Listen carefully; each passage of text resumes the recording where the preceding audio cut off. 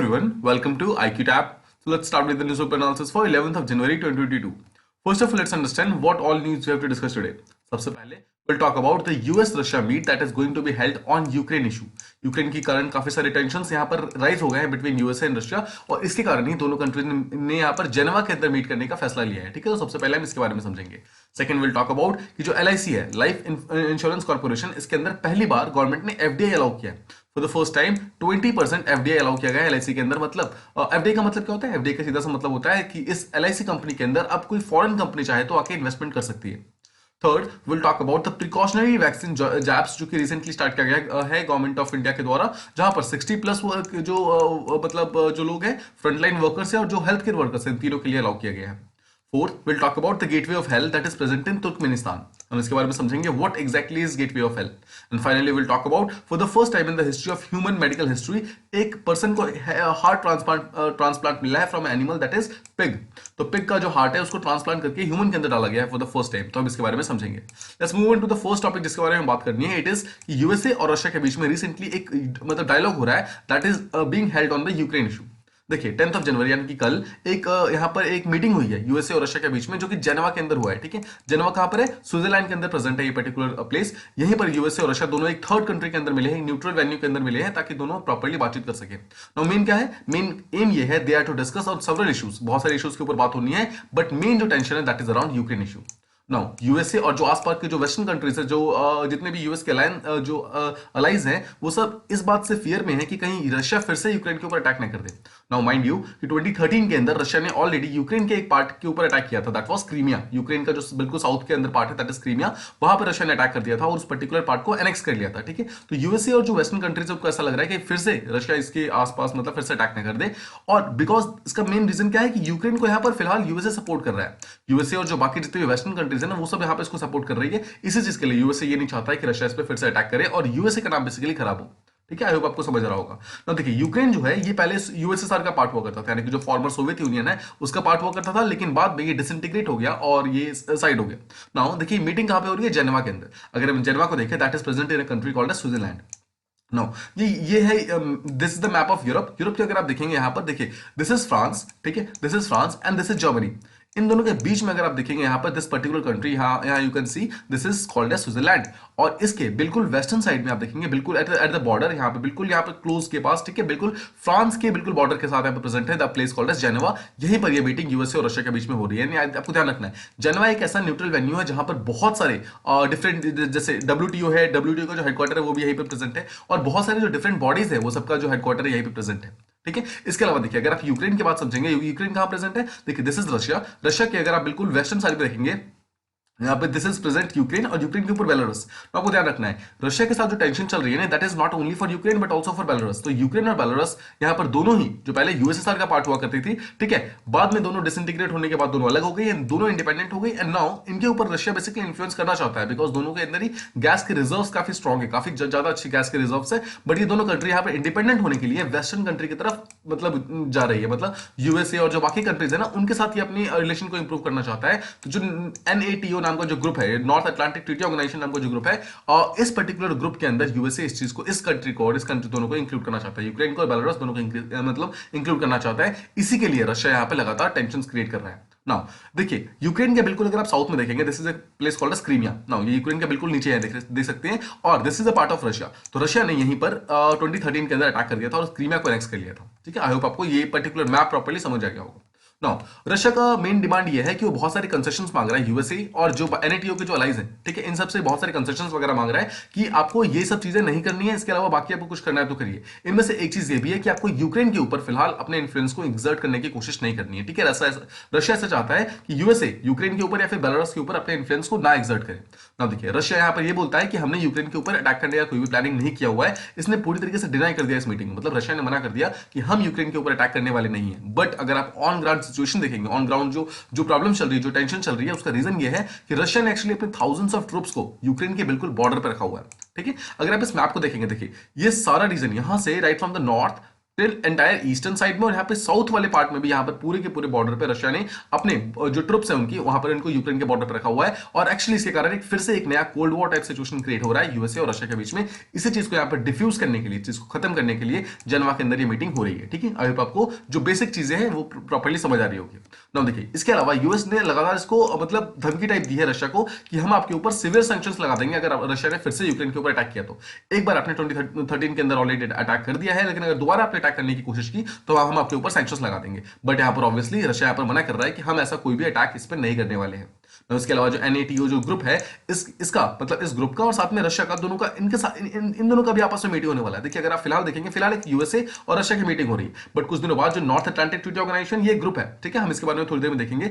इस ग्रुप का और रशिया का, इन दोनों का साथ में एक मीटिंग होने वाला है, काउंसिल में, मतलब एक काउंसिल होने वाला है, जो कि बेल्जियम नाम का जो प्लेस है ना, बेल्जियम का कैपिटल है ब्रसल्स, वहां पर ये चीज होने वाला है। ठीक है, अगर आप बेल्जियम को देखेंगे, बेल्जियम के लोकेशन को समझेंगे, देखिए again this place is called as Switzerland, जो कि फ्रांस और जर्मनी के बीच में है। अगेन देखिए, फ्रांस और जर्मनी के बीच में ही यहाँ पर एक बफर स्टेट की तरह काम करता है बेल्जियम। देखिए, आपको तीन कंट्रीज के बारे में यहाँ पर ध्यान रखना है। अगर आप यहाँ पर मैप को ध्यान से देखेंगे, this is Switzerland, second is Luxembourg and third is Belgium. ये तीनों ही country they are called as buffer states to between France and Germany.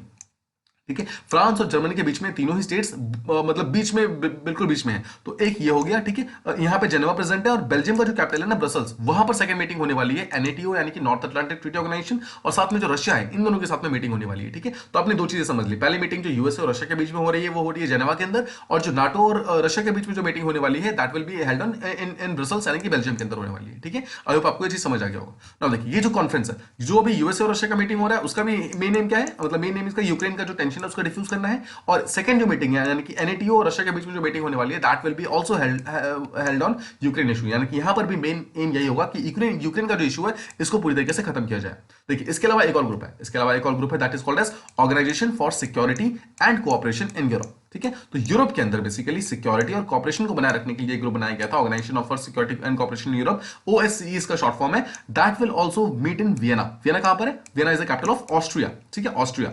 Now देखिए, यहां पर आपको तीन चीजें पता चल गई। Geneva is the capital of Switzerland, जहां पर पहली मीटिंग हो रही है यूएसए और रशिया के बीच में। सेकंड यानी कि बेल्जियम का कैपिटल है ब्रसल्स, यहां पर किसकी मीटिंग हो रही है? नाटो की और रशिया की मीटिंग होने वाली है। एंड थर्ड इज की OSCE की भी मीटिंग होने वाली है वियना के अंदर, ताकि फिर से यूक्रेन का इशू के ऊपर फिर से डिस्कस किया जाए। आई होप आपको समझ आ रहा है कि यूक्रेन का इशू कितना ज्यादा इंपॉर्टेंट है, बोथ फॉर रशिया के लिए भी और पूरे वर्ल्ड लेवल पे भी। मतलब रशिया और यूएस के लिए तो इंपॉर्टेंट है, और पूरे वर्ल्ड लेवल पे, पूरे ग्लोबल लेवल पे ये चीजें बहुत इंपॉर्टेंट है। आई होप आपको सारे के सारे मैप्स प्रॉपर्ली समझ आ रहे होंगे। नाउ द इशू, ये जो इशू है, जो एक्चुअली जो यूएस और रशिया के बीच में जो टेंशन स्टार्ट हुआ था स्पेशली यूक्रेन को लेकर, वो 2014 में स्टार्ट हुआ था, 2013-14 के एंड में, जब रशिया ने क्रीमिया पे अटैक कर दिया था। जैसा मैंने आपको समझाया था, क्रीमिया के ऊपर अटैक कर दिया था और उसको एनेक्स करके अपना पार्ट बना लिया था। तो क्रीमिया, जैसा हमने बात किया, यूक्रेन का पार्ट है, और यूक्रेन के बिल्कुल साइड में, क्रीमिया और यूक्रेन के बीच में आपका स्ट्रेट ऑफ कर्च लोकेटेड है। ठीक है, नाउ स्ट्रेट ऑफ कर्च की अगर बात करोगे तो ये देखिए, दिस इज यूक्रेन। ठीक है, यूक्रेन का नीचे वाला part this is Crimea, this is Russia. ठीक है, जैसा हमने बात किया था। नाउ रशिया के और यूक्रेन के बीच में this place, this is called as strait of Kerch. ठीक है, नाउ आपको ध्यान रखना है, क्रीमिया के अंदर एक प्लेस है दैट इज कॉल्ड एज कर्च, और तमन जो कि रशिया के मतलब जो एक प्लेस है रशिया के अंदर, ये दोनों काफी इंपॉर्टेंट प्लेसेस हैं। ठीक है, ये दोनों काफी स्ट्रेटेजिकली लोकेटेड है, और इतने स्ट्रेटेजिकली लोकेटेड है, आपको ध्यान रखना है, रशिया के जितने भी ट्रूप्स यहाँ पे स्टेशन किए जाते हैं that is actually held in at this place, और यहां तक कि रशिया ने अपने कुछ ट्रूप्स को कर्च पे भी रखा हुआ है, बिकॉज ऑब्वियसली रशिया ने इस पर्टिकुलर पार्ट को एनेक्स कर रखा है, यहां पर भी उन्होंने अपने ट्रूप्स को रखा हुआ है। एंड दिस पर्टिकुलर प्लेस इसी कर्च के नाम पर, यानी कि आपको ध्यान रखना, कर्च कहां पर है? कर्च एक्चुअली यूक्रेन के अंदर क्रीमिया जो है, क्रीमिया का पार्ट है कर्च, और उसी कर्च के नाम पर यहाँ पर स्ट्रेट ऑफ कर्च है। तो आपको एक चीज और ध्यान रखना, देखिए स्ट्रेट ऑफ कर्च को अगर आप देखेंगे, यहाँ पर दो पार्ट्स को यहाँ पर जोड़ता है, मतलब ऐड करता है, नीचे से ब्लैक सी एंड ऊपर से सी ऑफ अजोव। ठीक है, तो सी ऑफ अजोव कहां पर है? सी ऑफ अजोव देखिए, रशिया और यूक्रेन के बीच का जो पार्ट है, this entire thing is called as sea of Azov. ठीक है, अजोव आपको ध्यान रखना है, और अजोव और ब्लैक सी, यानी कि अजोव और ब्लैक को कौन जोड़ता है? It is Kerch, strait of Kerch इसको जोड़ता है। ठीक है, आप इसको बस एक दो बार रिवाइज करेंगे तो आपको इजीली ये समझ आ जाएगा। नाउ ये जो स्ट्रेट है, यानी कि स्ट्रेट ऑफ कर्च है, it is the only route for Russia to reach Mediterranean countries. अब इसी पर्टिकुलर रूट से एक्चुअली ट्रैवल करके, इसी रूट से ट्रैवल करके it can go to Mediterranean countries. ठीक है, इसीलिए एक्चुअली रशिया इस पर्टिकुलर रीजन के ऊपर, स्पेशली स्ट्रेट ऑफ कर्च के ऊपर, अपना जो पोजीशन है उसको छोड़ना नहीं चाहता है। ठीक है, और यूएसए लगातार इसको फोर्स कर रहा है कि आप क्रीमिया से पीछे जाओ, बट रशिया यहां से पीछे नहीं जाना चाहता है, बिकॉज रशिया जानता है कि अगर इस पर्टिकुलर रीजन से पीछे गया तो उसका जो मेडिटेरियन रीजन के साथ जो सारा कॉन्टेक्ट है ये पूरा का पूरा कट हो जाएगा। ठीक है, इसीलिए रशिया यहां पर पीछे नहीं जा रहा है। नाउ जैसे हमने बात की, स्ट्रेट ऑफ कर्च जो है वो यहां पर जोड़ता है सी ऑफ अजोव को और साथ में ब्लैक सी को। ठीक है, ये एक बहुत ही इंपॉर्टेंट ट्रेड रूट है। देखिए, मेडिटेरियन कंट्री से जितना भी सामान ट्रेड जो रशिया के लिए आता है ना, वो सारा का सारा सी ऑफ अजोव के थ्रू ही आता है, इसीलिए इस पर्टिकुलर एरिया के अंदर रशिया अपना इन्फ्लुएंस छोड़ना नहीं चाहता है। अब जो यूएसए है और जो बाकी वेस्टर्न कंट्रीज है ना, वो लगातार यूक्रेन को सपोर्ट कर रही हैं। वो चाहती हैं कि यूक्रेन और क्रीमिया दोनों को वापस ला दें, मतलब क्रीमिया एक्चुअली जो अभी रशिया के पास है, क्रीमिया को छीन के वापस फिर से रशिया के पास, यूक्रेन के पास दे दें, ताकि रशिया का जो शिपिंग है ना, रशिया का जो ट्रेड है वो ज्यादा डिफिकल्ट हो जाए और रशिया एक्चुअली प्रॉपर्ली ट्रेड ना कर पाए बाकी कंट्रीज के साथ। इसीलिए यूएसए यहां पर इस चीज के पीछे पड़ा हुआ है, इसीलिए यूएसए इस पर्टिकुलर डील के अंदर घुसा हुआ है। आई होप आपको जो बिगर पिक्चर है वो समझ आ रही होगी। नाउ जो इकोनॉमिक कंपटीशन है, देखिए ये यहाँ पर इकोनॉमिक कंपटीशन की बात कर रहे हैं। किसके इकोनॉमिक कंपटीशन की? The main thing is between USA and Russia के कंपटीशन की। और जो उन दोनों के बीच की राइवलरी है ना, एक्चुअली उसने यूक्रेन को यहाँ पर इतना टेंशन में क्रिएट कर दिया है। एक्चुअली यूक्रेन के अंदर कोई भी टेंशन क्रिएट होती ही नहीं अगर यूएसए और रशिया के बीच में कोई राइवलरी होती नहीं। देखिए यूक्रेन के ऊपर और रशिया ने 2014 में अटैक क्यों किया था, आपको आई होप आपने कुछ दिनों पहले का जो एडिटोरियल डिस्कशन था वो सुना होगा। वहां पर मैंने इस चीज को प्रॉपर्ली समझाया, मतलब समझाया था। देखिए जो यूक्रेन है ना, यूक्रेन के अंदर पहली बात तो कोई बहुत बड़ी टेंशन नहीं है, आपको ध्यान रखना है। यूक्रेन को रशिया डायरेक्टली एनेक्स नहीं करना चाहता था, बट द पॉइंट इज कि 2014 के अंदर क्या होता है, यूक्रेन को और जो यूएसए है वो नॉर्थ अटलांटिक ट्रीटी ऑर्गेनाइजेशन यानी कि इस ग्रुप के अंदर एक मेंबर बनाना चाह रहा था। तो 2014 के अंदर यूएसए ने एक बिल पास कर दिया था इस पर्टिकुलर ग्रुप के अंदर, जहां पर यूक्रेन को मेंबर बनाने वाले थे। बट इस चीज को रोकने के लिए रशिया ने यूक्रेन का जो नीचे वाला पार्ट यानी क्रीमिया है उसको एनेक्स कर लिया, मतलब उसको उस पर अटैक किया और उसको अपने अपने उसमें कर लिया, एनेक्स में कर लिया। ठीक है, अभी आपको समझ आ रहा है? तो एक्चुअली जो सारा प्रॉब्लम है ना, वो यूएसए और रशिया के बीच का जो प्रॉब्लम है उसी कारण हुआ है। अगर यूएसए और रशिया के बीच में कोई इशू नहीं होता तो ये यूक्रेन का टेंशन कभी आता ही नहीं। ठीक है, अभी आपको समझ आ रहा है कि एग्जैक्टली सारा प्रॉब्लम क्यों उठाए? Because of the economic competition and the rivalry between USA and Russia. ठीक है, so this is the bigger picture. Now Russia ये चाहता है कि जो नाटो ग्रुप है यानी कि नॉर्थ अटलांटिक ट्रीटी ऑर्गेनाइजेशन है, that should go back to where it was in 1997। 1997 में जो उसका मेंबरशिप था ना, वहीं पे पहुंच जाए और जो भी उसकी उस टाइम की पोजीशन हुआ करते थे वहीं पे रहे। बिकॉज 1997 के बाद अगर बात करें तो दो कंट्री जो मेनली गई ना, बेलारूस और यूक्रेन, ये दोनों पहले रशिया के इन्फ्लुएंस के अंदर हुआ करती थी, बट दोनों को यहाँ पर नाटो ने अपने इन्फ्लुएंस के अंदर लेने की कोशिश की है। इसी चीज को यहाँ पर रशिया लगातार पीछे कर रहा है, मतलब रशिया पीछे करने की कोशिश कर रहा है। एंड दिस विल मेक दो और कंट्री, देखिए पोलैंड और बाल्टिक कंट्री जितने भी है, they will also be vulnerable to Russian influence. अभी तक रशिया का इनके ऊपर इन्फ्लुएंस था, पर धीरे धीरे इन कंट्रीज के ऊपर, देखिए ये सारी की सारी कंट्रीज कौन सी हैं? ये सारी कंट्रीज वो हैं जो पहले यूएसएसआर का पार्ट हुआ करती थी, जहां पर रशिया का बहुत ही इंपॉर्टेंट इन्फ्लुएंस हुआ करता था। बट जैसे जैसे रशिया का इन्फ्लुएंस धीरे धीरे कम हो रहा है। क्यों कम हो रहा है? बिकॉज नाटो और जो यूएसए है वो लगातार इन कंट्री को सपोर्ट कर रही है रशिया से दूर जाने के लिए। इसलिए सारी टेंशन यहां पर इसी, मतलब सारी टेंशन का यहाँ पे मेन रीजन ही ये है। Now these countries they have joined the support of the West यानी कि यूएसए और जो नाटो ग्रुप है उनके सपोर्ट ले रही है, इसीलिए वो रशिया के ज्यादा पास नहीं जा रही है और इसीलिए रशिया लगातार अटैक कर रहा है। ऑल्सो इसके अलावा देखिए दो और कंट्री है, जॉर्जिया और यूक्रेन, ये दोनों भी हो सकता है आगे जाकर नाटो ज्वाइन कर लेगी। इस चीज को भी रशिया मतलब रोकना चाहता है। देखिए आपको यहाँ पर शॉर्ट में समझना ये है कि जितने भी यूएसएसआर के ग्रुप्स थे, मतलब यूएसएसआर जब डिसइंटीग्रेट हुआ था उससे पहले अराउंड 30 मेंबर्स थे उसके अंदर। ठीक है, अभी 30 मेंबर में एक तो हो गया रशिया। अब रशिया के अलावा इतने सारे मेंबर्स थे ना, वो सारे के सारे मेंबर्स को नाटो चाहता है कि वो हमारे अंदर इंक्लूड हो जाए, ताकि रशिया का जो मतलब देखिए रशिया अभी तक इतना स्ट्रांग क्यों था? रशिया 1991 से पहले स्ट्रांग इसलिए था बिकॉज रशिया कभी अकेला नहीं था। Russia was a part of USSR, जो ये टाइप का कन्फेडरेशन था जिसके अंदर टोटल 30 कंट्रीज थी, कि अगर किसी एक कंट्री के ऊपर मतलब कोई भी अटैक करता ना, कोई भी कंट्री अटैक करती, तो सारी 30 कंट्री मिलकर उस कंट्री के ऊपर अटैक कर देती। मतलब इतना स्ट्रांग इसलिए था। अब ये जो 30 कंट्री है ना, उसके अंदर ये ब्रेक करना चाहते हैं, ये North Atlantic Treaty Organization USA चाहते हैं कि इस 30 कंट्री को ब्रेक करके सबको अपने अंदर इंक्लूड कर ले, ताकि रशिया वहां पे अकेला हो जाए। This is the main reason. और 2008 के अंदर ये यही रीजन था, मतलब ये जॉर्जिया को नाटो के अंदर खींचने के कारण 2008 में रशिया ने जॉर्जिया पर भी अटैक कर दिया था। तो आपको दो चीज याद रखनी है, 2008 में जॉर्जिया पर अटैक किया था रशिया ने, और 2014 के अंदर क्रीमिया यानी कि यूक्रेन के ऊपर अटैक किया था। ये कुछ बेसिक इंफॉर्मेशन था, आई होप आपको सारी चीजें प्रॉपर्ली समझ आ गई होंगी। इसको हमने काफी अच्छे से समझने की कोशिश की है। Now North Atlantic Treaty Organization जो कि ये ग्रुप है, इसके बारे में कुछ चीजें समझने की कोशिश करते हैं। एक टाइप का मिलिट्री अलायंस है। नाउ मोस्ट इंपॉर्टेंट कि एक मिलिट्री अलायंस आपको ध्यान रखना है, जो कि कुछ यूरोपियन नेशंस है इसमें, कुछ अमेरिकन नेशंस और कुछ यूरेशियन नेशंस है।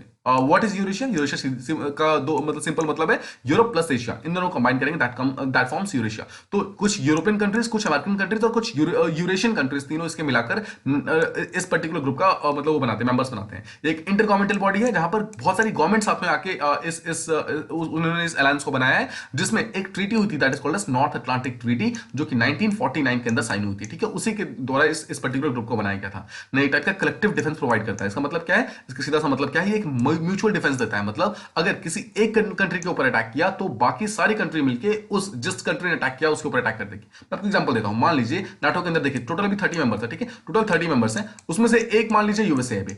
तो जस्ट सपोज कि किसी एबीसी कंट्री ने यूएसए पे अटैक किया। ठीक है, अब जब यूएसए पे अटैक करेगी ना, तो जितनी भी 30 कंट्रीज है वो सारी एक साथ मिलकर अपने फोर्सेस को जमा करेगी और इस एबीसी कंट्री के ऊपर अटैक कर देगी। This is how this particular military alliance works. I hope आपको ये चीज प्रॉपर्ली समझ आ रही होगी। नाटो का हेडक्वार्टर कहां पर है? It is in Belgium, that is Brussels. हमने बेल्जियम के बारे में अभी जस्ट बात किया, आपको ध्यान होगा एक तरफ से फ्रांस है, एक तरफ से जर्मनी है, उसके बीच में यहाँ पे बेल्जियम प्रेजेंट है, जस्ट बिलो लग्जमबर्ग, ठीक है, सॉरी लग्जमबर्ग के जस्ट ऊपर ये बेल्जियम यहाँ पे प्रेजेंट है। आपको ये चीज प्रॉपर्ली समझ आ रही होगी। नाटो का जो मेन बॉडी है that is called as supreme allied commander, ठीक है, सुप्रीम अलाइड कमांडर उसका हाईएस्ट डिसीजन मेकिंग बॉडी है, यहीं से वो सारे डिसीजन लिए जाते हैं। टोटल जैसे हमने बात किया 30 इसकी टोटल मेंबर कंट्रीज है, और मॉन्टेनिग्रो जो है इसका न्यूएस्ट मेंबर है जो कि 2017 के अंदर ऐड होता है। मॉन्टेनेग्रो आपको ध्यान रखना है, ठीक है, मॉन्टेनेग्रो नाटो का सबसे जो मतलब जो न्यू मेंबर है वो यही है।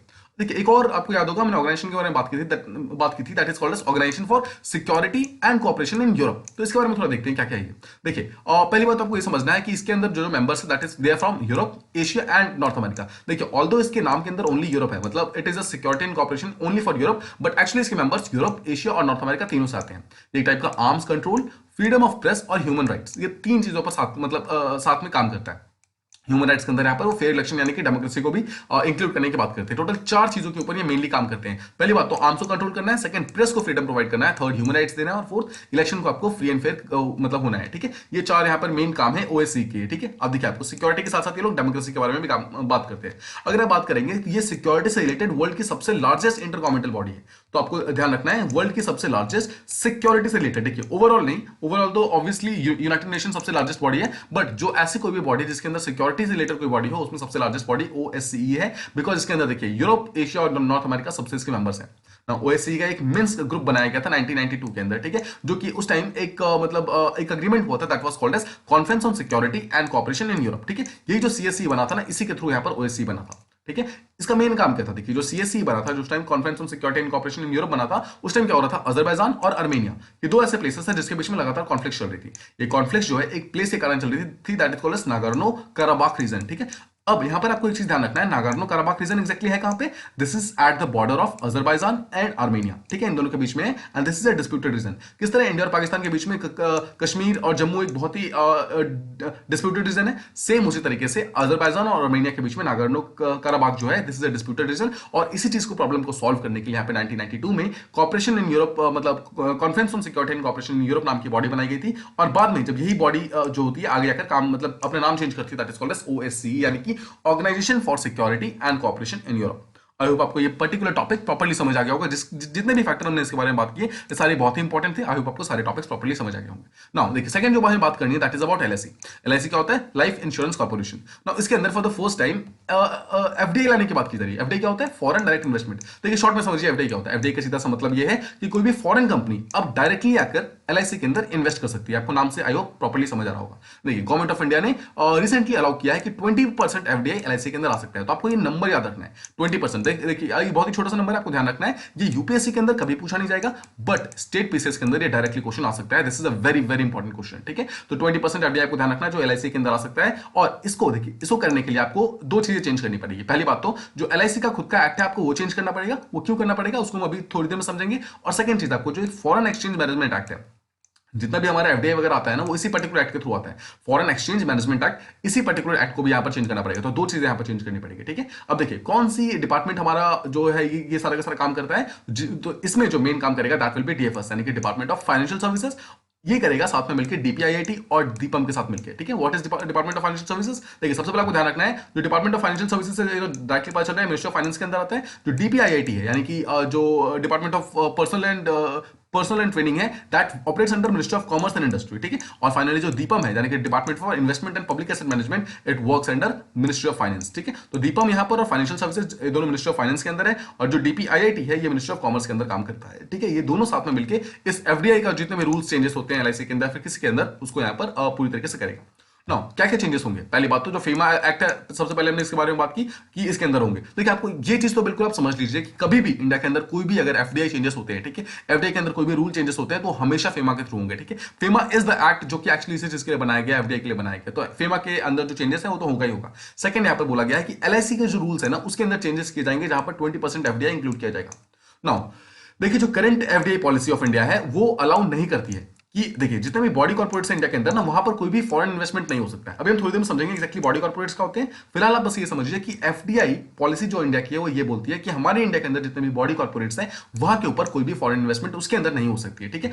इसी चीज को यहाँ पर चेंज करने की बात की जा रही है। फॉर द फर्स्ट टाइम किसी भी बॉडी कॉर्पोरेट के अंदर यहाँ पर एक एफडीआई आ रहा है, ठीक है, पहली बार अलाउ किया गया है। एक बॉडी कॉर्पोरेट होती क्या है? एक बॉडी कॉर्पोरेट कोई भी ऐसी एंटिटी होती है जिसका एक सेपरेट लीगल एग्जिस्टेंस होता है। देखिए ये थोड़ा सा टेक्निकल टर्म है, इसको हम सिंपल वर्ड में समझते हैं कि एक कंपनी और एक बॉडी कॉर्पोरेट दोनों में डिफरेंस क्या है। देखिए कोई भी ऐसी एंटिटी कंपनी तब कहलाती है अगर वो हमारे इंडिया में आए और वो कंपनीज एक्ट 2013 के अंदर खुद को रजिस्टर कराए। मान लीजिए कि आपने एक पर्टिकुलर बॉडी बनाई, ठीक है, आपने एक कंपनी बनाने की मतलब आपने एक कंपनी स्टैब्लिश की और उसको स्टैब्लिश करने के लिए आप सेबी के पास गए, ठीक है, security and exchange board of India के पास गए और वहां पर जो कंपनीज एक्ट 2013 है उस पर्टिकुलर एक्ट के अंदर आपने अपनी कंपनी को रजिस्टर करा दिया। That is called as a company, ठीक है, मतलब कहा जाएगा एक कंपनी है।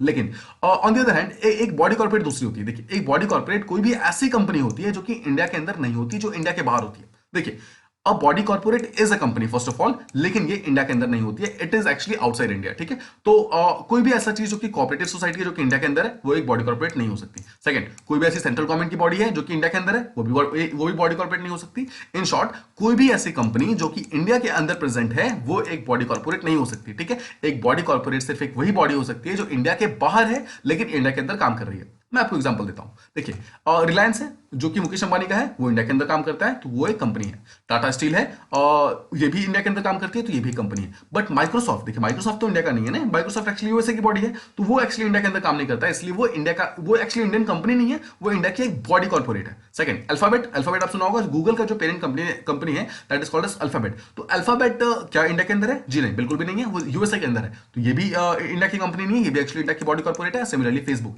ये भी यूएसए की कंपनी है तो ये भी इंडिया के लिए एक बॉडी कॉर्पोरेट हुआ, यानी कि तीनों ही इंडिया के लिए कंपनी नहीं है, तीनों ही इंडिया के लिए एक बॉडी कॉर्पोरेट है। अभी आपको ये चीज समझ आ रहा होगा।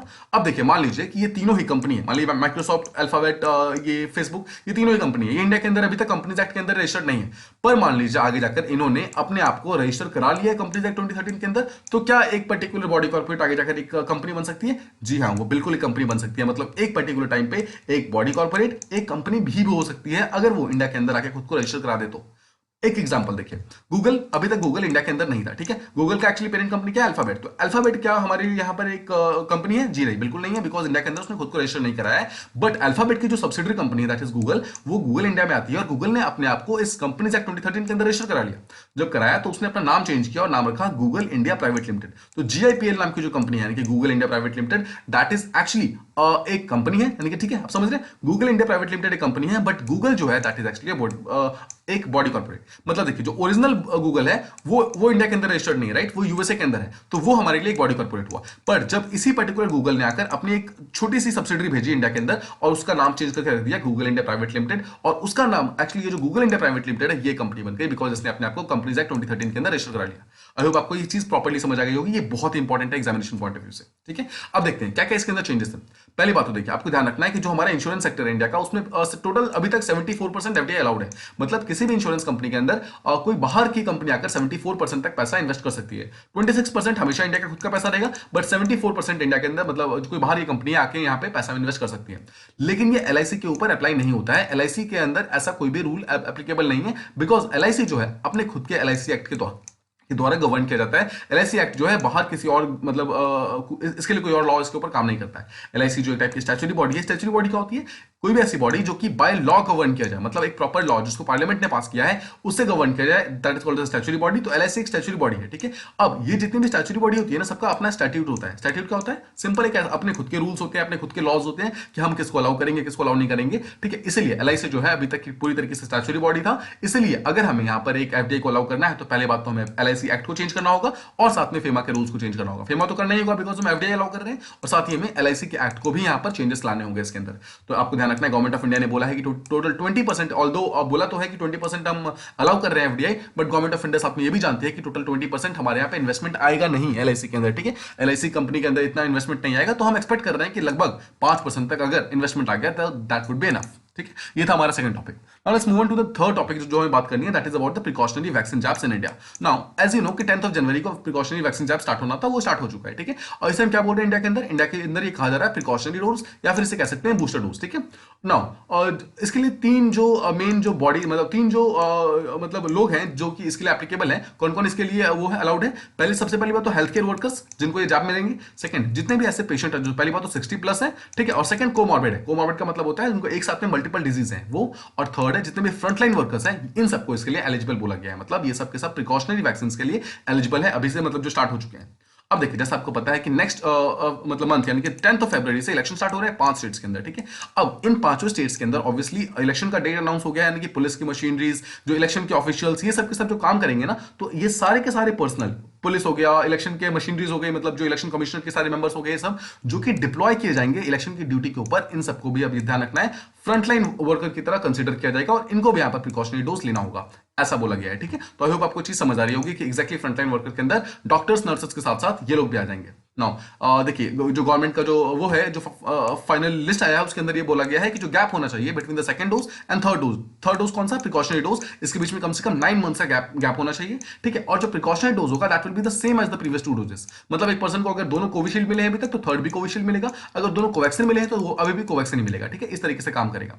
Now, जो भी एलिजिबल सिटीजन होंगे, जो 60+ वाले होंगे, या जो फ्रंटलाइन वर्कर्स होंगे, या फिर जो हेल्थ केयर वर्कर्स होंगे, उनको बाई एसएमएस के थ्रू कोविन के ऐप से उनको एक एसएमएस मिलेगा और उसके थ्रू वो जाकर अपना वैक्सीनेशन ले सकते हैं। ठीक है, जब उनको वैक्सीनेशन मिल जाएगा तो उनको ऑब्वियसली डिजिटल एक वैक्सीनेशन का सर्टिफिकेट मिल जाएगा, जो कि एक्चुअली उनको शो कर देगा कि ठीक है आपको वैक्सीन मिल चुका है। Now, आपको जैसे ध्यान होगा, हमने कुछ दिनों पहले बात की थी कि रिसेंटली इंडिया ने यहाँ पर 2 न्यू वैक्सीन को यहाँ पर अप्रूव किया है। ठीक है, 2 न्यू वैक्सीन को जो अप्रूव किया है, उसका नाम क्या क्या है? पहला का नाम है कोवेवैक्स और सेकंड का नाम है कोर्बीवैक्स। देखिए, जो कोवैक्स है ना, वो सीरम इंस्टीट्यूट ऑफ इंडिया ने बनाया है, और जो कोर्बेवैक्स है वो बायोलॉजिकल इंक, जो एक हैदराबाद बेस्ड कंपनी है, इसने बनाया है। ठीक है, दोनों को इमरजेंसी सिचुएशन के लिए अलाउ कर दिया गया है। ठीक है, अब देखते हैं कौन कौन सी करंट वैक्सीन इंडिया के अंदर ऑलरेडी अप्रूव्ड है। पहली बात तो कोविशील्ड है, सेकंड कोवैक्सीन है। इसके बारे में हमने बहुत बात की है। ठीक है, देखिए, कोविशील्ड सीरम इंस्टीट्यूट ने बना रखा है, कोवैक्सीन जो है हमारा भारत बायोटेक और जो हमारा ये आईसीएमआर है, दोनों साथ में मिलकर बनाया हुआ है। देखिए, 1 ये हो गया, 2 ये हो गया, थर्ड इज स्पुतनिक 5 जो हमने स्पुतनिक वी जो कि रशिया ने बनाया है, 3 ये हो गई। जाइकोव डी, ठीक है, जो मतलब जाइकोव डी भी हमारे इंडिया के अंदर अलाउड है, जो कि ध्यान रखना है पहली डीएनए वैक्सीन है। ठीक है, जो कि कोविड-19 के अंदर है। This actually the first and the only DNA vaccine जो कि अभी तक कोविड के अंदर है। सेकंड इज फोर्थ इज की मॉडर्ना की एक वैक्सीन है, जो कि 2 डोज की वैक्सीन है। कोविशील्ड 2 डोज वैक्सीन, कोवैक्सीन 2 ये भी 2 डोज की है, जाइकोव डी भी 2 डोज की है, मॉडर्ना भी 2 डोज की है। ये एक टाइप का जेनेटिक कोड को चेंज करता है। ठीक है, ऐसा ये वैक्सीन है जो मॉडर्ना, जो कि जेनेटिक कोड पे डायरेक्टली अटैक करता है वायरस के। Next is Johnson and Johnson नाम की कंपनी है यूएसए की, ये एक सिंगल डोज वैक्सीन है, आपको ध्यान रखना है, Johnson and Johnson single dose vaccine है। Next is Corbevax. कॉर्बेवैक्स जैसा हमने बात किया बायोलॉजिकली, जो कि हैदराबाद बेस्ड कंपनी है, उसने भी बनाया है, और वो भी एक 2 डोज वैक्सीन है। ठीक है, और सिमिलरली जो कोवैक्स है वो भी एक अमेरिकन कंपनी है, उन्होंने बनाया है। ठीक है, और ध्यान रखना है आपको, ये हमारे पास इतने सारे वैक्सीन ऑलरेडी प्रेजेंट है। ना आपको एक कोर्बेवैक्स के बारे में एक इंपॉर्टेंट चीज पता रखनी है। देखिए, कोर्बेवैक्स जो है उसको बायोलॉजिकल ने बनाया है, यस, लेकिन it was designed using a similar technology जिसको हमने हेपेटाइटिस बी, देखिए हेपेटाइटिस बी नाम की एक जो डिजीज होती है ना, इससे फाइट करने के लिए जो हमने एक वैक्सीन बनाई थी ना, इसमें जिस हमने टेक्नोलॉजी का यूज किया था, सेम टेक्नोलॉजी को यूज करके हमने यहाँ पे कोर्बेवैक्स वैक्सीन को बनाया है। आई होप आपको इतना डिटेल प्रॉपर्ली समझ आ रहा होगा। इसके अलावा देखिए, ये तो हो गए कुछ वैक्सीन। देखिए, वैक्सीन और एक ट्रीटमेंट के अंदर डिफरेंस क्या होता है? वैक्सीन होता है जो हमेशा बीमारी से पहले दी जाती है ताकि बीमारी ना हो, that is called as a vaccine. But अगर किसी को डिजीज हो जाता है तो उसके बाद उससे फाइट करने के लिए ट्रीटमेंट चलता है, यानी कि मेडिसिन होते हैं, पिल्स होते हैं, राइट, ये सब चीजें ट्रीटमेंट के फॉर्म में आती हैं। तो पहला जो इंडिया के अंदर जो ट्रीटमेंट अलाउड है, अप्रूव्ड है, दैट इज कॉल्ड एज मॉल्नुपिराविर। मॉल्नुपिराविर आपको ध्यान होगा एक टाइप का टैबलेट है। ठीक है, टैबलेट है जो कि एंटीवायरल मेडिकेशन की तरह काम आता है और ये काफी ज्यादा इफेक्टिव भी है। Second is टोसिलीजुमाब। टोसिलीजुमाब भी सिमिलरली इसी टाइप का एक ट्रीटमेंट है, जो कि स्विस एक कंपनी है। ठीक है, और इसको इंडिया के अंदर कौन बना रहा है? सिप्ला नाम की कंपनी है, वो उसको इंडिया के अंदर बना रही है। आपको यहाँ पर देखिए, ये सब चीजें याद नहीं रखनी, कौन किसको क्या बना रहा है, आपको यहाँ पे पता होना चाहिए कि मॉल्नुपिराविर क्या है, एक टाइप का ट्रीटमेंट है जो कि कोविड को फाइट करेगा। सेकंड इज टोसिलीजुमाब, ये भी एक टाइप का ट्रीटमेंट है। थर्ड देखिए 2DG, ठीक है, इसका फुल फॉर्म है 2 डी ग्लूकोज, जो कि डीआरडीओ ने बनाया है। एंड फाइनली रीजन, जो कि हमारा कोविड-2 जो है इसको फाइट करने के लिए रॉश नाम की कंपनी ने बनाई है। नाउ आपको इस बार ध्यान होगा, इस बार अगर आपने यूपीएससी प्रीलिम्स दिया है तो एक बार इसको क्वेश्चन पूछा हुआ था एज 2। ठीक है, एज 2 किस चीज से रिलेटेड था? सिंपल क्वेश्चन था कि as 2 recently seen in news is a term related to what, right. वहां पे 4 ऑप्शन दिए हुए थे, उसमें से लास्ट जो था दैट ऑप्शन था दैट वाज जेनेटिक डिजीज, मतलब जेनेटिक से समथिंग से रिलेटेड है। नाउ दिस जिस तरीके से H2 पूछा है ना, उस तरीके से 2DG पूछ सकते हैं, उस तरीके से रीजन पूछ सकते हैं, ठीक है। उस तरीके से टोसिलिजुमाब पूछ सकते हैं, उसी तरीके से मोलनुपिराविर पूछ सकते हैं। अब आपको समझ आ रहा है कि एग्जैक्टली किस तरीके से क्वेश्चन आ सकते हैं। बस बहुत ही सिंपल क्वेश्चन होगा, बस आपको यहाँ पर थोड़ा सा ध्यान देना है। Now let's move on to the next topic that we have to discuss. It is about gateway to hell. Now gateway to hell क्या है और ये कहां पर है? देखिए, फर्स्ट ऑफ ऑल तुर्कमेनिस्तान के अंदर प्रेजेंट है, ठीक है। अब देखते हैं गेटवे टू हेल एग्जैक्टली है क्या। और तुर्कमेनिस्तान के जो प्रेसिडेंट है, उन्होंने रिसेंटली ये ऑर्डर किया है कि ऑफिशियल्स को बोला है कि आप किसी तरीके से इसको एक्सटिंग्विश कीजिए। देखिए, आपने यहाँ पर इमेज में क्या देखा, यहाँ पर देखिए कहीं आग से लगी हुई है, right. This is kind of fire. इस फायर को बुझाने के लिए जो बातें की जा रही है ना, ये फिर से यहाँ पर ऑर्डर किया गया है कि आप इस पर्टिकुलर चीज को जल्दी से जल्दी बुझाइए, इसको एक्सटिंग्विश कीजिए, ताकि हमारी कंट्री से जो गेटवे टू हेल है इसको हटाया जाए। देखिए, एक्चुअली ये गेटवे टू हेल नहीं है, इसको नाम इसलिए दिया गया है बिकॉज ऐसे देख के लगता है कि अंदर पूरी आग, मतलब आग टाइप है, तो मतलब देखने में उतना अच्छा नहीं लगता है। सेकंड, देखिए तुर्कमेनिस्तान के अंदर प्रेजेंट है, ये एक टाइप का है क्या, एक टाइप का रेजिंग फ्लेम्स है, मतलब इसके अंदर लगातार हमेशा आग चलती रहती है। और माना जा रहा है कि पिछले 50-60 साल से, ठीक है, ये एक इतना बड़ा एक क्रेटर बन गया, क्रेटर मतलब इतना बड़ा गड्ढा बन गया अंदर की तरफ, जहां पे अंदर हमेशा आग चलती रहती है पिछले 50 साल से, ठीक है। आई होप आप समझ रहे हैं कि कितनी ज्यादा सिचुएशन, एक तरफ से देखिए ऑब्वियसली एक टूरिस्ट के लिए एक बहुत ही इंपॉर्टेंट प्लेस है बिकॉज वो देखने जाते हैं, बट सिचुएशन एक्चुअली तुर्कमेनिस्तान के अंदर उतना अच्छा नहीं है बिकॉज आसपास की जो एनवायरमेंट है, आसपास के जो ह्यूमंस है, वहां के हेल्थ के ऊपर लगातार इंपैक्ट हो रहा है। Now this is not the first time जब इस चीज को बुझाने की बात की गई है, इससे पहले भी और भी बहुत सारे ऑर्डर्स दिए गए हैं जहां पर इसको बुझाने की बात की गई है। नाउ द क्वेश्चन कम्स, क्या एक नेचुरल फिनोमेना है? जी नहीं, बिल्कुल नहीं है, नेचुरल नहीं है, ये एक ह्यूमन डिजास्टर है, यानी कि ह्यूमन के द्वारा किया गया है। कैसे हुआ है इसको भी थोड़ी देर में समझेंगे, बस आपको ध्यान रखना है कि ये नेचुरल नहीं है, ये एक ह्यूमन मेड फिनोमेना है। और सेकंड चीज की, लेकिन इसके बावजूद यहाँ पर बहुत सारे टूरिस्ट हर साल आते हैं, ठीक है। इसे एक और नाम दिया गया है, दैट इज दरवाजा गैस क्रेटर, ठीक है। अब ये जो क्रेटर है ना, इसे डोर टू हेल भी बोलते हैं, ठीक है। डोर टू हेल क्यों बोलते हैं? देखिए, पहली बात तो 225 फीट वाइड है, अराउंड 100 फीट डीप है, मतलब सोचिए 225 feet wide and 100 feet deep, मतलब बहुत ज्यादा गहरा है, बहुत ज्यादा वाइड है। और इसका जो डायमीटर है अराउंड 70 मीटर का है, मतलब 70 मीटर का डायमीटर है। और इसके अंदर लगातार आग जलती रहती है। नाउ एक टाइप का नेचुरल गैस फील्ड है, ठीक है। इसके अंदर नेचुरल गैस प्रेजेंट था पहले। अब देखिए, नेचुरल गैस एक टाइप का फ्यूल है, राइट। अगर आप इसमें थोड़ा सा भी आग लगाएंगे तो आग लगातार मतलब जलती रहेगी बिकॉज वो एक टाइप का फ्यूल है। यही जो एक्चुअली जो नेचुरल गैस है ना, फील्ड है, वो कोलैप्स हो गया था आगे जाकर। दरवाजा नाम का एक जगह है तुर्कमेनिस्तान के अंदर, यहीं पर, ठीक है, इस प्लेस के अंदर। और ये चीज यहाँ पर कोलैप्स हो गया था और इसके अंदर आग मतलब लगी थी, लगाई गई थी, उसको हम थोड़ी देर में समझेंगे। बट आपको बस ध्यान रखना है कि एक टाइप का नेचुरल गैस का फील्ड है और इसी के अंदर ये आग लगी हुई है, जो कि एक्चुअली अभी तक बुझ नहीं रही है, ठीक है, बुझ नहीं रही है ना। थोड़ा मैप में समझते हैं एक्जैक्टली कहां पर है। अगर आप तुर्कमेनिस्तान को देखेंगे तो यहाँ पर बिल्कुल सेंटर में, बिल्कुल सेंटर में there is a place called as दरवाजा। यही जो दरवाजा है, this is called as door to hell, और इसी के अंदर ये पर्टिकुलर आग लगी हुई है जो कि अभी तक बुझ नहीं रही है। तो आपको एक कंट्री का नाम ध्यान रखना है कि तुर्कमेनिस्तान के अंदर प्रेजेंट है। नाउ समझते हैं कि ये क्रिएट कैसे हुआ था, क्या हुआ था एक्जैक्टली। देखिए 1971 में क्या हुआ था, जो कुछ सोवियत के साइंटिस्ट थे, उन्होंने कुछ कैलकुलेशन वगैरह किया, ठीक है। उनको ऐसा लग रहा था कि इसके नीचे बहुत सारा नेचुरल गैस प्रेजेंट है, मतलब बहुत सारा फ्यूल है, तो हम ये सारा का सारा फ्यूल निकाल लेंगे।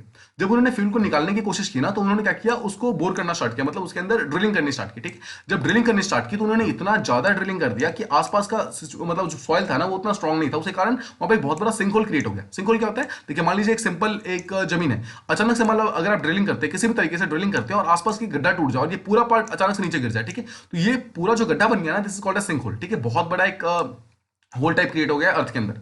नाउ अब क्या होता है, जब ये सिंक होल क्रिएट हुआ तो ऑब्वियसली जो जिस पर्टिकुलर मशीन से आप ड्रिल कर रहे थे ना, वो मशीन ही नीचे जमीन के अंदर गिर गई, ठीक है।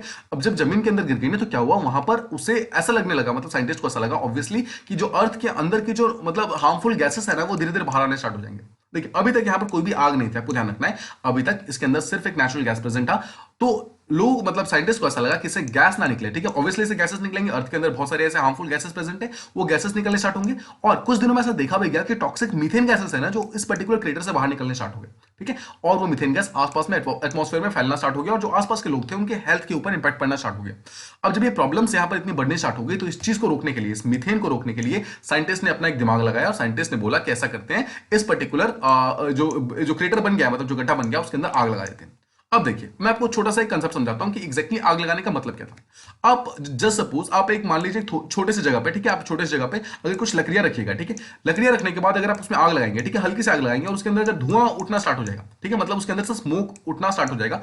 अब उस स्मोक को रोकने का सिंपल तरीका होता है कि उसके अंदर फिर से आग लगा दिया जाए। अगर इसके अंदर फिर से आग लगा देंगे और सारी लकड़ियां प्रॉपर्ली जल जाएंगी, उसके बाद धुआं कभी नहीं निकलता है, मतलब स्मोक बाहर नहीं आता है। तो सेम चीज यहां पर साइंटिस्ट लोगों ने कोशिश की कि यहां पर इस स्मोक को रोकने का सिंपल तरीका है कि इसके अंदर हम आग लगा देते हैं। जैसे हम आग लगाएंगे तो क्या होगा, धीरे धीरे वो सारा फ्यूल बर्न हो जाएगा और उसके बाद ये चीज आगे काम नहीं करेगी, मतलब आगे जाकर ये गैसेस बाहर नहीं निकलेंगे। साइंटिस्ट ने एक्सपेक्ट किया था कि धीरे धीरे गैस, जितना भी नेचुरल गैस अंदर प्रेजेंट है, वो सारा का सारा बर्न आउट हो जाएगा और उसके बाद फायर जो है पूरी तरीके से बंद हो जाएगा और फ्लेम्स भी साथ में बंद हो जाएगी, ठीक है, और गैसेस वगैरह जो मीथेन वगैरह निकल रहा है वो सब निकलने बंद हो जाएगी। बट बट प्रॉब्लम तब हुई जब फ्लेम जो है वो आज तक बंद नहीं हुई है। 1971 में जो फायर लगाई गई थी ना साइंटिस्ट के द्वारा, आज तक वो साइंटिस्ट खत्म नहीं, मतलब वो आज तक वो फायर खत्म नहीं हुई है, आज तक वो कंटिन्यूअसली बर्न हो रही है। And this particular fire is called as gateway to hell, और ये तुर्कमेनिस्तान के अंदर प्रेजेंट है। आई होप आपको ये पर्टिकुलर टॉपिक प्रॉपर्ली समझ आ गया होगा। Let's move on to the next topic जो हमें बात करनी है। इट इज अबाउट कि पहली बार पिग का हार्ट, पिग यानी कि ये जो एनिमल है सुअर, उसका हार्ट पहली बार ह्यूमन के अंदर ट्रांसप्लांट किया गया। ठीक है, इसको थोड़ा समझते हैं कि एग्जैक्टली हुआ क्या। रिसेंटली यूएसए के कुछ डॉक्टर्स है, ठीक है, मैरीलैंड हॉस्पिटल है यूएसए के अंदर, जहां पर एक कुछ डॉक्टर्स है, उन्होंने पहली बार एक पेशेंट के अंदर पिग का हार्ट स्टैब्लिश किया, मतलब लगाया, ट्रांसप्लांट किया एक लास्ट एफर्ट के रूप में। मतलब ऐसा नहीं था उनका एक फर्स्ट ये नहीं था कि मतलब हमें पहले ही पिग का हार्ट करना है, ऐसा कोई प्लानिंग नहीं थी, बट लास्ट रिसोर्ट की तरह उनको पिग का हार्ट उसमें यूज करना पड़ा कि क्या ये काम करता है नहीं करता है। नो, आपको एक चीज ध्यान रखना है, it has been done for the very first time in the history of medical. ठीक है, मेडिकल हिस्ट्री के आज तक के इतिहास में ऐसा कभी नहीं किया गया था कि एक पिग का हार्ट ह्यूमन के हार्ट में डाला जाए। ये सिर्फ एक टाइप का एक्सपेरिमेंट भी कह सकते हैं आप इसको। लेकिन 3 दिन हो गए हैं और 3 दिन के बाद भी ये पेशेंट जो है बिल्कुल सही काम कर रहे हैं, मतलब अभी तक बिल्कुल ठीक है, अभी तक थैंक गॉड उन्हें कोई भी प्रॉब्लम नहीं हुई है। Now this marks a significant step, ये बहुत इंपॉर्टेंट स्टेप है in the decades long debate. देखिए कितने ही सालों से डिबेट चल रही है, क्या हम किसी तरीके से एनिमल का जो ऑर्गन है उसको हमारे ह्यूमंस के अंदर यूज कर सकते हैं क्या ट्रांसप्लांट के लिए। जैसे उनका हार्ट क्या हम अपने लिए यूज कर सकते हैं, उनका लंग्स, उनका लिवर जो क्या ह्यूमंस के अंदर यूज कर सकते हैं या फिर नहीं कर सकते हैं। इसके ऊपर जो क्वेश्चन है वो लगातार पिछले 10-20 साल से हो रहे हैं, लेकिन क्वेश्चन इज ये क्वेश्चन का अभी तक आंसर नहीं मिला है। देखिए ये हमने एक एक्सपेरिमेंट नहीं था एक्चुअली, टाइप का एक मतलब एक कोशिश की गई थी उस पेशेंट को बचाने की, ये हमने की तो है, लेकिन अभी भी आप समझिए सिर्फ 3 दिन हुए हैं, तो it is too soon to know. मतलब हमारे पास इतना अभी तक डिटेल नहीं है, हमारे पास इतना डेटा नहीं है कि हम 100% बोल सके कि हाँ ठीक है काम किया है फिर नहीं किया। तो जो वहां के डॉक्टर यानी कि मैरीलैंड मेडिकल सेंटर के जो डॉक्टर्स हैं उनका ये कहना है कि देखिए जो जो एक जीएम एनिमल होता है यानी कि जेनेटिकली एक मॉडिफाइड ऑर्गन होता है, उसके फंक्शन को ह्यूमन मतलब जो ह्यूमन बॉडी है उसके अंदर डाल तो सकते हैं, लेकिन देखिए सबसे बड़ी प्रॉब्लम क्या होती है, अगर आप किसी एनिमल का चीज मतलब कोई भी बॉडी पार्ट ह्यूमन के अंदर डालेंगे ना, तो ह्यूमन के अंदर जो डब्ल्यूबीसी प्रेजेंट होता है वो एक टाइप का नेचुरल डिफेंस मैकेनिज्म की तरह काम करता है और इस पर्टिकुलर ऑर्गन को एक्सेप्ट नहीं करता है। ठीक है, और ये इस ऑर्गन के साथ ये मतलब प्रॉपर्ली जी नहीं पाता है। इसी चीज के लिए माना जाता है कि ह्यूमन की बॉडी जो है किसी भी एनिमल के ऑर्गन को रिजेक्ट कर देती है। ठीक है, इसी चीज के लिए यहाँ पर अभी तक मतलब बहुत कोशिशें हुई हैं ऑब्वियसली, बट अभी तक कोई भी सक्सेसफुल नहीं हो पाया था। now देखिए पेशेंट कौन थे, डेविड बेनेट नाम के एक पर्सन जो कि 57 ईयर ओल्ड है। ठीक है, अभी देख सकते हैं he is the one, and इन्हें ये बात पहले से पता था, इन्हें ये बात पहले से मालूम था that there is no guarantee कि ये एक्सपेरिमेंट काम करेगा या फिर नहीं करेगा, बट इसके बावजूद he was ready for the operation because he new कि देखिए किसी भी कीमत पे इनकी जो ह्यूमन हार्ट ट्रांसप्लांट है वो पूरी तरीके से इनएलिजिबल है। मतलब इनका जो एक्चुअल जो ह्यूमन हार्ट था ना, उनको कोई ह्यूमन इनको हार्ट नहीं दे पा रहा था बिकॉज ऑफ सम इश्यूज। इसे इसलिए इन्हें पता था कि अगर इन्हें ट्रांसप्लांटेशन नहीं मिला तो इनकी डेथ पक्की है। यहां पर इन्होंने इस चीज के लिए रिस्क लिया और इन्होंने अलाउ कर दिया कि मेरे अंदर एक पिग का हार्ट आप ट्रांसप्लांट करके देख लो। तो एक टाइप का एक्सपेरिमेंट भी हो गया और ये अभी तक तो ये पूरी तरीके से सक्सेसफुल रहा है।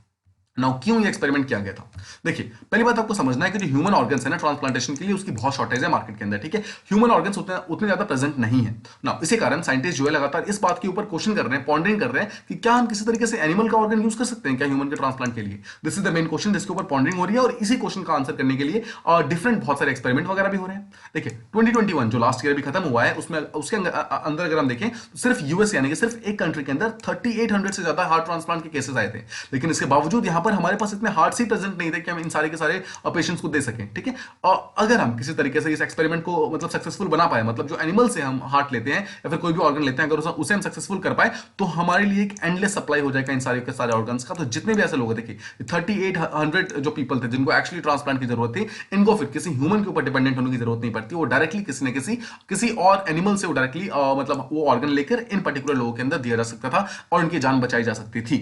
ठीक है, अब देखिए ऐसा नहीं कि पहली बार एक्सपेरिमेंट हुआ है, ये एक्सपेरिमेंट और भी बहुत बार हो चुका है। ठीक है, बहुत सारे पहले अटेम्प्ट्स हुए हैं, लेकिन ये सारे के सारे जो अटेम्प्ट्स हुए हैं ना, दे हैव फेल्ड, वो अभी तक एक भी काम नहीं किया है। मेनली बिकॉज क्यों, उसका रिमेन रीजन यही है कि जो कोई भी एनिमल का ऑर्गन है उसको हमारी बॉडी जो है पूरी तरीके से रिजेक्ट कर देती है, उसको एक्सेप्ट ही नहीं करती है।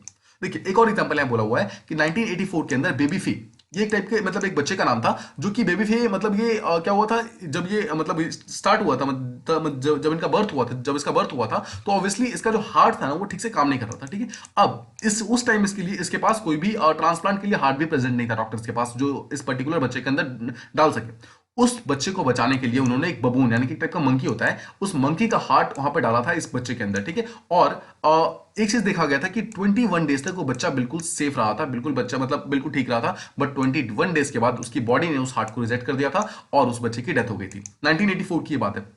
और तब से लेकर आज तक की बात यह है कि अभी तक कोई भी हमारे पास एक फाइनल डेटा नहीं आया है कि क्या हम एनिमल को यूज कर सकते हैं या फिर नहीं कर सकते हैं। ठीक है, जो रिसेंटली जो ट्रांसप्लांट हुआ है, एक मतलब जो बंदे थे यूएसए के अंदर जिनके अंदर पिग का हार्ट डाला गया है, उसके अंदर जो ये हार्ट डाला गया है पिग का, उसको सबसे पहले तो उस हार्ट की जीन एडिटिंग की गई है। ठीक है, पिग के अंदर से वो हार्ट को निकाल के उसके जीन एडिटिंग किए गए हैं ना। देखिए, जो पिग की हार्ट होती है ना, उसके अंदर एक शुगर के सेल्स होते हैं। ये जो शुगर के सेल्स होते हैं ना, एक्चुअली ये हमारी बॉडी इस चीज को एक्सेप्ट नहीं कर पाती है, और ये शुगर के सेल्स ही सबसे पहले इनको रिजेक्ट करती है हमारी बॉडी। तो सबसे पहले तो इस शुगर के सेल्स को निकाला गया है, और उसके बाद इस ऑर्गन को रिजेक्शन ना हो, मतलब हमारी ह्यूमन बॉडी रिजेक्ट ना करे, इसलिए इसको प्रॉपर्ली एडिट करके हमारी उस पर्टिकुलर पर्सन के बॉडी के अंदर डाला गया है। तो ये था सारे का सारा फिनोमिना। ठीक है, इसी पर्टिकुलर चीज के थ्रू किया गया है ना। उसे बोलते क्या है, this is called as xenotransplantation. What is xeno? Xeno का सीधा सा मतलब है एनिमल्स। ठीक है, जीनो ट्रांसप्लांटेशन को आप समझ सकते हैं, this is also called as heterologous transplant, जहां पर आप देखिए एक स्पीसीज का कोई भी ऑर्गन दूसरे स्पीसीज के अंदर ट्रांसफर करते हैं, that is called as xenotransplantation. ठीक है, जहां पर कोई भी सेल्स, ऑर्गन, टिश्यूज एक स्पीसीज का उठाकर, मतलब जैसे आपने एनिमल से उठाया, ठीक है, एनिमल से उठाकर आपने ह्यूमंस में डाल दिया। These are two different species. ठीक है, एनिमल्स जो है किसी और स्पीसीज की होती है, और ह्यूमंस जो होते हैं मैमल्स होते हैं। ठीक है, तो ये दोनों ही डिफरेंट स्पीसीज है, और यहां पर अगर आप इंटर स्पीसीज अगर ऑर्गन ट्रांसप्लांटेशन होता है, that is called as xenotransplantation. आपको ध्यान रखना है, दिस इज वेरी इंपॉर्टेंट। ठीक है, अब ऐसे सेल्स, ऐसे ऑर्गन्स, ऐसे टिश्यूज जो एक स्पीसीज से उठाकर दूसरे उसमें डाले गए हैं, दैट कॉल्ड एज जीनोग्राफ्ट्स। ठीक है, ग्राफ्ट्स क्या होते हैं? ग्राफ्ट का सीधा सा मतलब समझ सकते हैं ऑर्गन्स। ठीक है, तो जीनो मतलब कोई भी जो इंटर स्पीसीज है और ऑर्गन्स हैं, दैट कॉल्ड एज जीनोग्राफ्ट्स, या फिर इसे कह सकते हैं जीनो ट्रांसप्लांट्स। आई होप आपको ये चीज प्रॉपर्ली समझ आ रहा होगा। Now the technique of xenotransplantation of human tumour cells, human का जो मतलब जितने भी हमारे कैंसर सेल्स होते हैं ना, इसको भी हम यूज कर सकते हैं। मतलब हम हमारी बॉडी के अंदर जो कैंसर सेल्स हैं, किसी पर्सन को जो कैंसर हो जाता है, उससे मतलब उससे बचने के लिए भी एक ये मतलब एक वे की तरह यूज किया जा रहा है, जहां पे the technique of xenotransplantation of human tumour cells into the immunocompromised mice is often used in preclinical oncology research. Oncology का सीधा सा मतलब है जहां पर कैंसर से रिलेटेड कोई भी रिसर्च होता है ना, वहां पर एक चूहे के अंदर इस पर्टिकुलर मतलब जो ट्यूमर सेल्स होते हैं उसको डाल के यहाँ पर चेक किया जाता है कि क्या एक रैट के अंदर जो चीज काम कर रहा है, क्या वो ह्यूमन के अंदर काम करेगा नहीं। समझ रहे? रैट्स यानी कि एक टाइप के ऐसे जो रोडेंट्स यानी कि जो एनिमल्स हैं, और ह्यूमंस यानी कि जो मैमल्स हैं, इंटरस्पीसीज यानी कि जीरो ट्रांसप्लांटेशन को करने की यहाँ पे कोशिश की जाती है। तो ये थे सारे के सारे टॉपिक्स, इसके बारे में हमने प्रॉपर्ली समझने की कोशिश की। आई होप आपको सारे टॉपिक्स प्रॉपर्ली समझ आ गए होंगे। Now this are some of the question जो आप ट्राई कर सकते हैं, ट्रू या फॉल्स के फॉर्म में आपको इसके आंसर्स देने हैं। तो first question is that Montenegro is the latest member of NATO. Second is that Organization for Security and Cooperation in Europe has members from Asia too. Third is that currently FDI is not allowed in insurance sector in India. Fourth is any entity can be registered as a company and a body corporate at the same time in some cases. Fifth is both Covishield and Corbevax has been made by Serum Institute of India. Next is Gateway to Health is a national site. And the final question is that the animal organs are not used in human transplant because of non-rejection from the human body. In question को आप true या false के रूप में answer दे सकते हैं। जो कल के क्वेश्चन थे उसे हम देख लेते हैं। The first question was that the INS Vikrant is going to be the first aircraft carrier of India. जी नहीं, गलत है। आपको ध्यान होगा फर्स्ट एयरक्राफ्ट कैरियर कौन सा है? आईएनएस विक्रमादित्य। ठीक है, that is the first aircraft carrier. INS Vikrant second है। Next question is the Shakti system is plan to be installed on the ships of project 17A। जी हाँ, बिल्कुल सही है। शक्ति सिस्टम क्या था? आपको आई होप आपको ध्यान होगा, एक टाइप का एयर वार्निंग सिस्टम था। मतलब ये शिप के ऊपर लगाया जाएगा, और किसी भी टाइप के आसपास की कोई वार्निंग होगी, कोई भी खतरा होगा, तो उस चीज को ये पहले ही मतलब भाप लेगा, और मतलब पहले इसके बारे में इंफॉर्मेशन दे देगा। तो प्रोजेक्ट 17A के अंदर टोटल जो 6 शिप्स बन रही है ना, उन सारे के सारे 6 शिप्स के ऊपर इस पर्टिकुलर चीज को लगाया जाएगा, शक्ति सिस्टम को लगाया जाएगा। नेक्स्ट इज भूंगलूती is a nutrient rich plant. जी नहीं, गलत स्टेटमेंट। आपको ध्यान होगा भूंगलूती टाइप का क्रीपर है। क्रीपर क्या होता है? जो एक पेड़ के सहारे ऊपर चढ़ने की कोशिश करता है, that is called as a creeper. और न्यूट्रिएंट रिच प्लांट के बारे में आपको ध्यान होगा, जो दूसरी जो एक प्लांट हुआ करता था, that was nutrient rich plant. Next is तानिया पेनांजाना, that is a species of new bird found in Assam. जी नहीं, गलत स्टेटमेंट है। कल हमने देखा था एक टाइप के प्लांट के स्पीसीज है। देखिए, इसी तरीके से क्वेश्चन पूछा जाएगा कि यूपीएससी पूछेगा कि किस पर्टिकुलर टाइप के स्पीसीज है, तो आपको ध्यान रखना है कि टाइप के ये प्लांट के स्पीसीज है। Next is Gnetum gnemon is used as a food preservative. जी हाँ, बिल्कुल सही स्टेटमेंट है। इसको फूड प्रिजर्वेटिव की तरह ही इसको यूज किया जाता है। And final question was the draft RP 2041, ठीक है, deals with the development of roadways in north India. जी नहीं, इसको यूज किया जाता है जो एनसीआर रीजन है हमारा, नेशनल कैपिटल रीजन जो हमारा है, दिल्ली के आसपास का जितना रीजन है, उसको थोड़ा छोटा करके, एनसीआर को छोटा करके उसको प्रॉपर्ली डेवलप करने की बात की जा रही है। ठीक है, पूरे नॉर्थ इंडिया की बात यहाँ पे नहीं की जाती है, ओनली एनसीआर के आसपास की बात की जाती है। ये थे हमारे सारे टॉपिक्स जिसको हमने प्रॉपर्ली समझने की कोशिश की। आई होप आपको सारे टॉपिक्स एंड सारे क्वेश्चन प्रॉपर्ली समझ आ गए होंगे। ठीक है, और thank you so much for listening.